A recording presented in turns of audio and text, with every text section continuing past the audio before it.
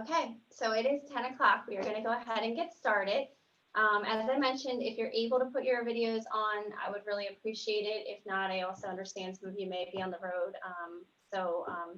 That's fine, but it's a good idea to have those on if you can. In the room here, I also have Darren Kuhn is joining us this morning. And I also have Rowan and Melanie here because I know that they have worked with you quite a bit as well on some of your marketing things. And I thought it would be great for them to sit in because they fully understand the impact of the top 250 as well. I will try to be brief, but I also encourage you to ask questions if you need me to stop and I'm going too fast.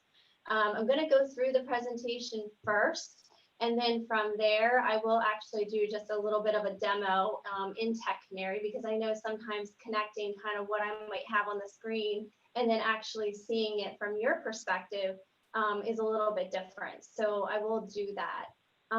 So you should all see my screen. Is that correct? Yes. Okay, yep. All right. So I'm going to go ahead and go through the presentation here. One thing just to kind of mention to you, you can kind of see that we have this nicely branded presentation. Rowan actually has gone through, and we have one of these for American Church Group of Minnesota and North Carolina as well. So these are really nice to use, I feel like, from a branding perspective, when you're meeting with your customers and things like that. That's a little off topic on our top 250, but just put a plug in there for that. So.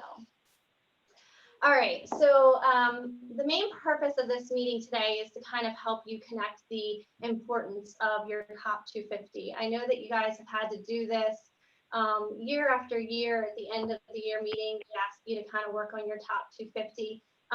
But why is it important? The first reason it's important is because it really does help you and us follow a plan. It kind of gives us kind of the insight as to what you feel is important and what you're working so that we are all on the same page. It additionally familiarizes you with your prospect data and your available opportunities. So better understanding kind of where you have specific denominations and associations is really important. So kind of thinking that through and saying, well, if I sold this association, or maybe I sold something in this denomination, is there a way that I can build on those relationships and add those to my top 250? Another thing it does is it helps you kind of maybe stay familiar with, has your account size grown? Maybe it was actually originally put in 3 years ago as a C1, but it was a church plant and now it's a C3. So it may have grown in size. Additionally, it may have had a change in the point of contact. Maybe there was a gatekeeper there 3 years ago that you felt you really couldn't get through, but you want to kind of see if anybody has changed and you can get in at this point. So it really just helps you to stay in touch with that. And more importantly, and I think this is probably the piece that some people maybe forget about, is that it connects you and syncs you with our efforts in the marketing team. So our marketing team, so you completely understand this, only mails, and when I say mail, it's the snail mail, the letters. We will only mail to your top 250 lists. So if there are things that you want kind of mailed on there that are mailed that are not on your top 250 list, they are not getting hit. Now we will email them because it's a much more cost-effective way and we can kind of hit more people at once. But it's really good to be looking at that and knowing that we're connecting that. The other thing is Sandy also has all of your top 250 lists in Tech Canary, and she is calling from those. So it's a coordinated effort. So if your list is not current and active, you're basically missing all of those opportunities. I think marketing has always shown me in particular, and I think there's a couple agents on this phone, on this call that would probably agree with this, is that it takes 3 or more attempts for a prospect to even know who you are and what your brand is. So if we're all working in sync and they're getting a letter and it's on your top 250 and you're dropping a bag and Sandy's calling and you're calling, it's going to make it a lot better from a brand awareness standpoint so that when you do make that cold call, it's not so cold. So some considerations when building your top 250 list, I think we touched on this earlier, the relationships. Are there any associations and denominations that you want to target? Are there any customers, current customers of yours that you have relationships with that you might be able to leverage through those referrals? Be looking at some of those partnerships, involvements, businesses of your current customers, and be looking and seeing if those are places where you can leverage the relationship and have a better in.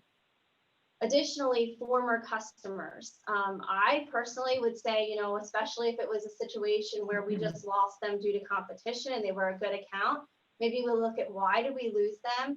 And if there's somebody that we want back, those would be a good place to start and see if we want to try something different and regain their business.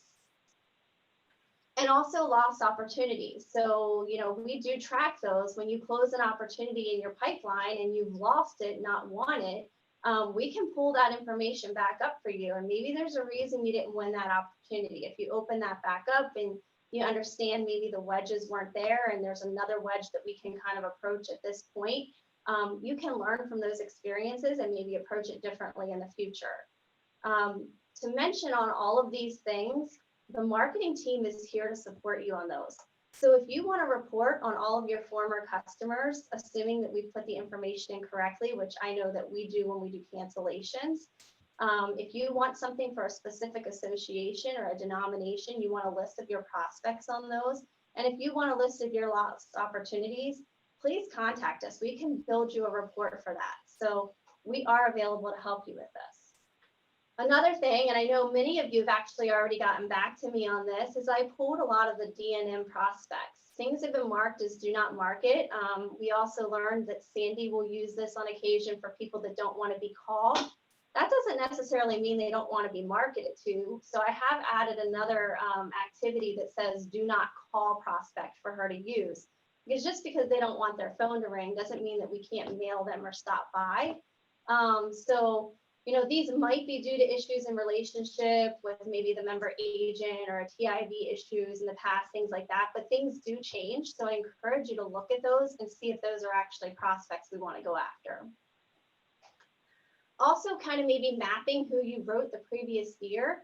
Maybe consider writing, mapping all of those in your GeoPoint, mapping them next to the prospects that you have. Kind of leverage those customers and ask them, hey, do you know the church down the street? Do you know this pastor? Do you know this person? And those are something that they might be able to give you an introduction to, and you can leverage those and create some high quality leads nearby your existing customers. And I know I touched on this on Monday, and we'll go into this a little bit more. Use the high engagement prospects from Pardot. Those are the, we can look at those Pardot scores. I'm going to show you later in the presentation where you can actually find that information and each have a built out report for you. The higher the score, the more engaged they are with our marketing. So that's generally going to mean that they have interest in what we are offering, or at least what we're discussing. So to me, again, that's going to be a touch that says it's not going to be such a cold call. They're going to know who you are when you pick up the phone. To give them a call, and they will most likely want to listen to what you have to say. So every time a prospect opens or clicks on an email, completes a form, they are tracked in Pardot. They are provided points for each one of those. So a prospect with 0 has no engagement. I would say that those individuals, I'm not saying that they couldn't be on your top 250, but they're people that are just not even opening our emails. They're not really engaged at all. But someone that has over 50 actually has had quite a few. They've been opening our emails. They've been clicking on links. So that can signal legitimate interest. The higher the score, the more engaged they are, and they may be strong opportunities for you to consider. I will tell you that I also added on your Pardot list a little status here for whether or not it's on the top 250. So that's a way for you to know, okay, it's already on my top 250. I don't have to make an adjustment here. So we'll go over that in a little bit when we get into Salesforce. So some of you may actually, and I hope that there's not many of you, but some of you might be saying, well, how do I even actually put something on my top 250 list in Tech Canary? And so first you want to start by reviewing your list, and I'll show you how to find that. Review the full list available to you in your folder, And then if you want to make changes, all you do is on the account screen, you will go to the actual marketing status, and it's like a checkbox almost. You'll slide down to where top 250 is, you'll click on it, and you'll push the little arrow here to put it over in chosen. And then to do the same, if it's on your top 250 and you say that you want to actually remove it, you just do the opposite. You take the arrow the opposite way. And I will demonstrate that for you. Do we ever have more than 250 in our top 250? Yes, and I actually encourage you to do so. 250 is kind of what I would consider the bare minimum. Actually, I even started a list for Daryl because he likes to do a top 500. You got to think about the more that you are prospecting to, it is like a funnel. So the more top contacts and things like that that you have in there that are valuable prospects, really, I think you're just increasing your opportunities. So yes, absolutely. Consider it like that's what we're calling it as a top 250. But if you have 300, 400, I don't think anybody's going to complain. Tom Barrett said he criticized us for 250 because he thinks a minimum is 300. So accessing your lists. This is probably where I think majority of you might be able to improve upon as far as just using Tech Canary to leverage your resources. I'm going to show you here in a few minutes how to access this top 250 list that each one of you has. I'm going to show you how to access your prospect lists and also your Pardot scores. So when you go into reports in Tech Canary, you'll be able to search, you'll select what you want, you'll pull it up. And what's really nice about it is it links to each one of your contacts and accounts so that you don't have to actually build. We can always send you an Excel spreadsheet, but then you have to go in and type in each account and you have to pull them up each individually. This allows you to click right to the account, update it as you want, go back, refresh, and your list is already current. So they're always going to be dynamic. So every change that you make is going to update automatically. So here's just an example, and I'm going to get into this a little bit more, but this is just kind of a printout of where you go over to your reports. You can actually just do a search and it'll pull up your list and you can click on it from there. I'm going to go ahead now. I do want to just kind of one last reference in the presentation before I do a demonstration. Please, please, please contact our team if you need assistance. Like I said, we can build you custom lists. We can even, if you do prefer working in Excel, I have no problems helping either showing you how to export the list or I can export it and send it for you. And even more importantly, I understand that when you're looking at 250 accounts, and a lot of you did this and took advantage of this with the D&M list that I sent you, I recognize that it's a little bit time consuming to go in each one and update them individually. If you do work off the Excel spreadsheet and you put notes where you want them and you send it back to us, I have a method that I can actually upload them all at once. And so instead of it taking you maybe 45 minutes, it might take me 45 seconds. So I encourage you to take advantage of some of those time-saving tricks. All right, so let's go into Tech Canary here. So I am actually logged in as Daryl because I didn't want to be in as myself because my stuff can look a little bit different than yours. So I wanted to use an actual agent. So when you come in the morning, of course, you're coming into your home screen and you're going to see everything the way we see it here. To access your reports, you would go over here to this reports tab. And I would recommend making sure that you select all reports because it may only filter out. Right now, it's going to default to recent. I would select all reports and I would go into this bar here because it's a little easier than trying to search for it. And you could say, okay, I want my prospects. So I just type out prospects and you can see here because I typed that out that the very first list that I show is Daryl Henry prospects. So these are all of Daryl's prospects. And like I said, if somebody changes something to a customer, if right now, and I were to refresh it, it will come off this list. So everything that happens is always going to be the most current information, which is what I like. So from here, if I'm looking at my prospects, if I even wanted to make a call list, I could go right into this account right here and call. It's going to link me to everything I need. So going back to that list, that's how I would get to my prospect list. So let's go back to all reports. And now let's type in just top 250. So you can see I have a top 250 for Daryl, and I have this for all of you, and you would find it the exact same way. You go in, click on Daryl, top 250, and you will notice he has 479. So he does not have 250.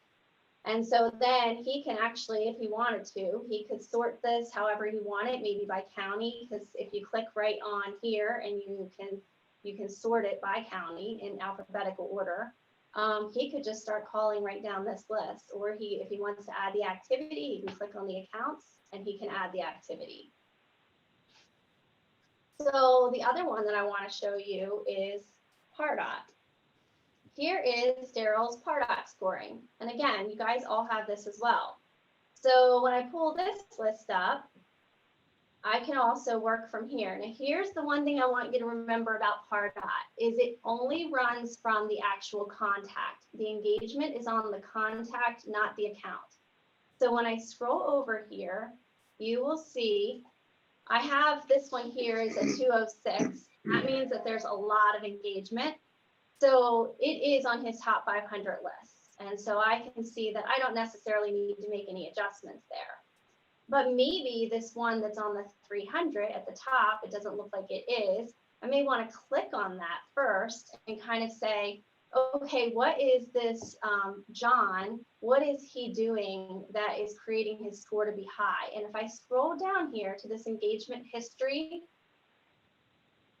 and it's still loading a bunch of activity. But if I scroll down here, I can see every email that was sent to him.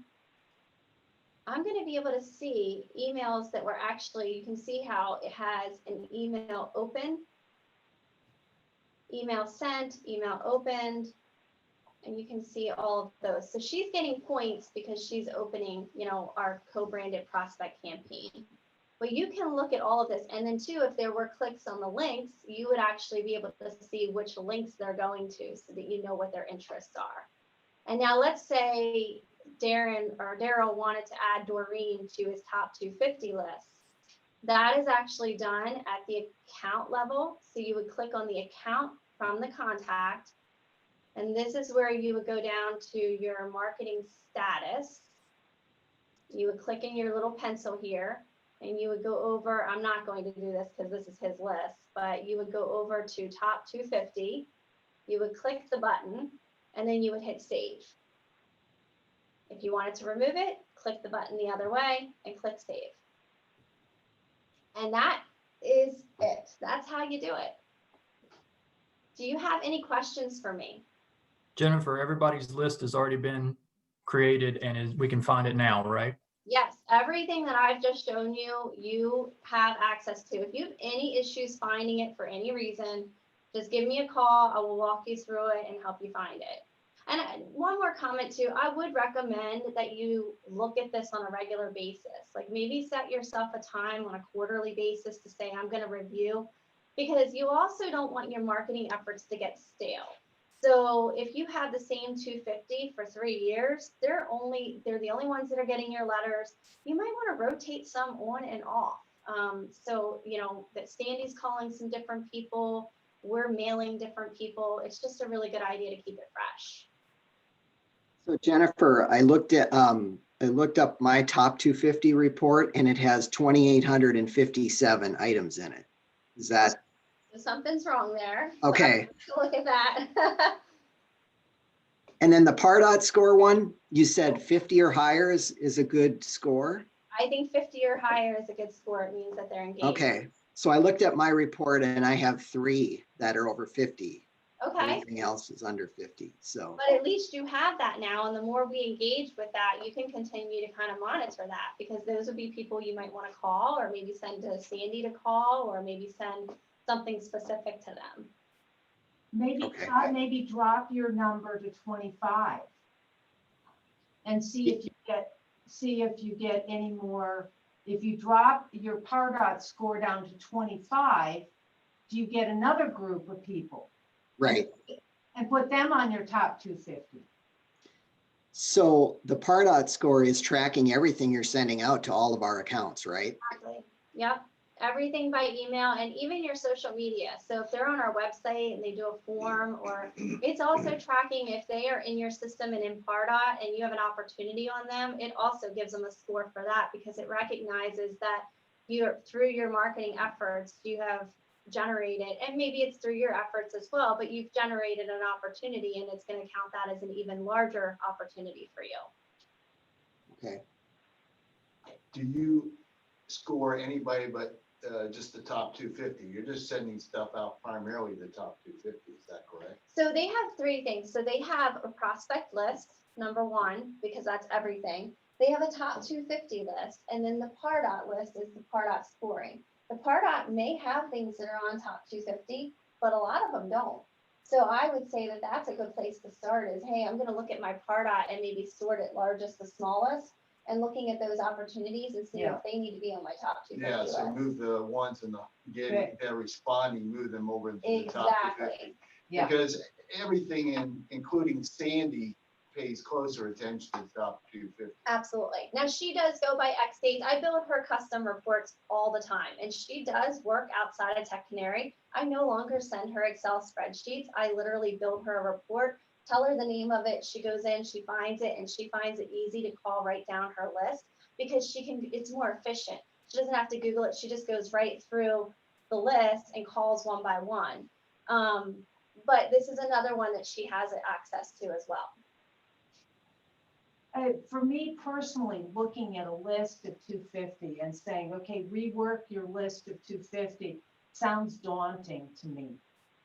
But I think as Jennifer and I were talking about it, if you break it down, say a group of 50 of, say you have an association. Well, you put 50 in who are from an association. You put in 50 who are former customers that were good customers. You put in 50 who are in the neighborhood of accounts that you just sold. Now it becomes easier to think about and maintain.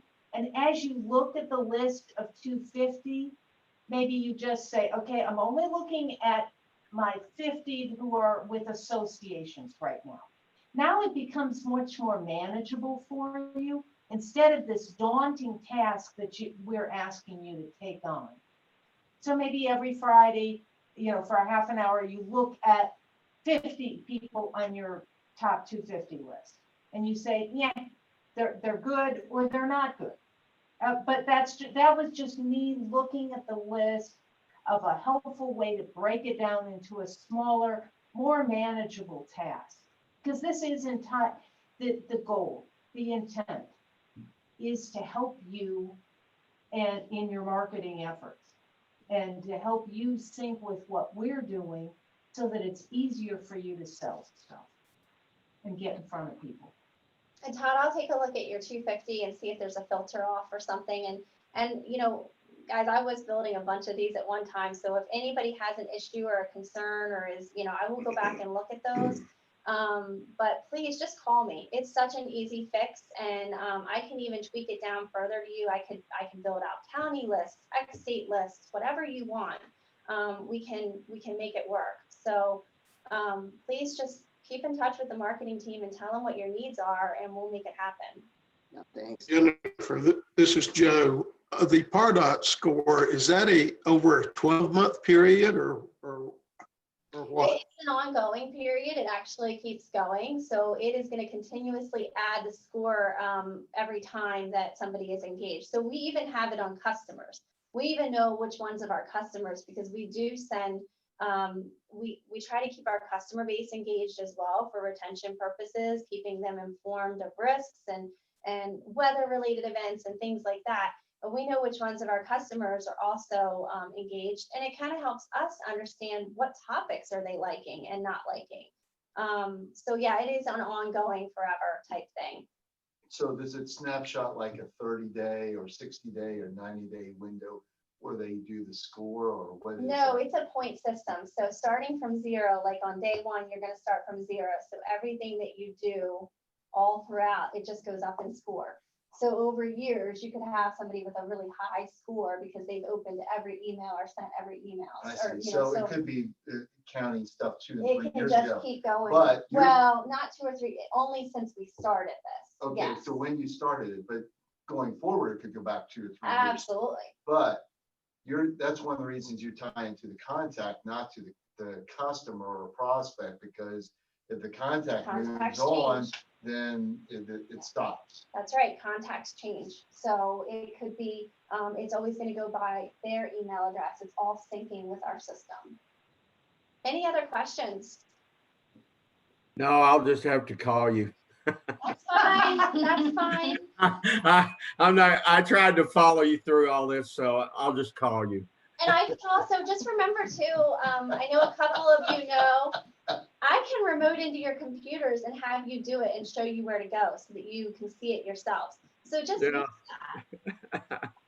that. That might be a good idea. One clarifying question to Joe's point. So when did we start tracking Pardot scores? That's a good How long question. have we been doing it? So Pardot has been, I'm trying to think, I think we started this It's back about in a year. April. Yeah, so it was back in April when we finally went live. It took us a while to get up and running. So I would say we've been doing this since April or May. So these numbers are since April, the accounts that have responded in some way to That's right. what we've sent out. That's encouraging for some of these. Yeah, Yeah, absolutely. So It's a great tool.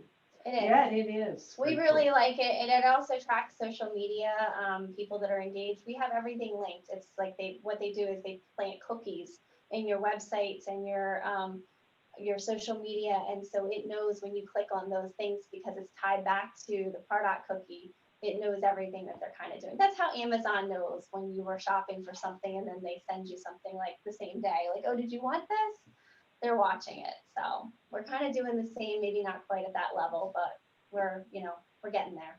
So, all right. Well, I really appreciate everybody joining us this morning. I will let you know that I did record this. So I do have the recording. We'll kind of make a couple edits and we can get that out as well so that you have that. I will also share my presentation with you so that you have that information as well. So, and again, call me if you have any questions or need